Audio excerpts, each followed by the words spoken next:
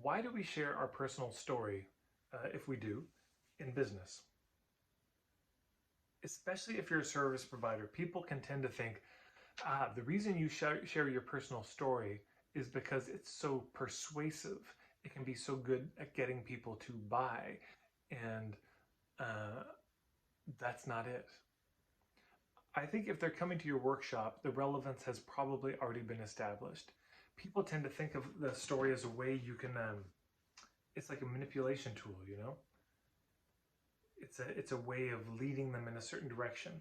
I don't think so. I think the story is fundamentally about building your credibility, which is really about building a sense of safety that they can trust you to do the job. There's three levels of filtering: relevance, credibility, and value. The story is not primarily about the relevance. Relevance is handled pretty quickly. Come to my workshop about how to have a divorce with dignity. The relevance is now established. Your story is not going to add to that. But some people approach the story and they tell the story in a way of like, and I went through this divorce and it was so hard. And as they're telling the story, what they're psychically aiming towards is sticking in the knife and twisting it. Yeah, pouring salt in the wound, reminding everybody how much it hurts, punching the bruise. And now my life is so good. I divorced with dignity, or what? I'm sorry, whatever the issue is. Yeah. You know, I lost weight, I gained weight, I got better at dating, I stopped dating, now life is so great. And they're telling it as a way to, it's like a spell casting thing almost. You know, they're trying to build the relevance piece. I just don't think that's why we tell stories. They're there because of something relevant to them, and that's handled it.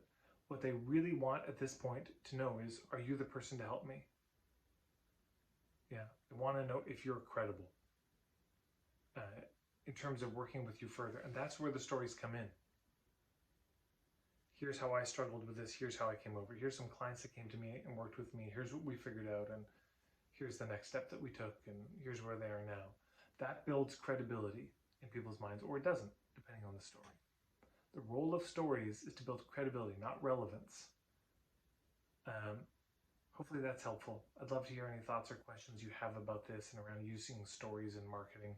I certainly have lots of opinions, and in fact, if you go to my playlists on YouTube, I think you'll find there's a playlist on storytelling and marketing and some of my thoughts on that, and you can find more there.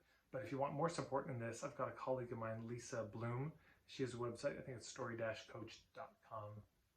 I think, but Lisa Bloom is her name. You can find her out there. She does a lot more thinking about how do we use stories in our marketing and in our workshops in a way that is ethical, honorable,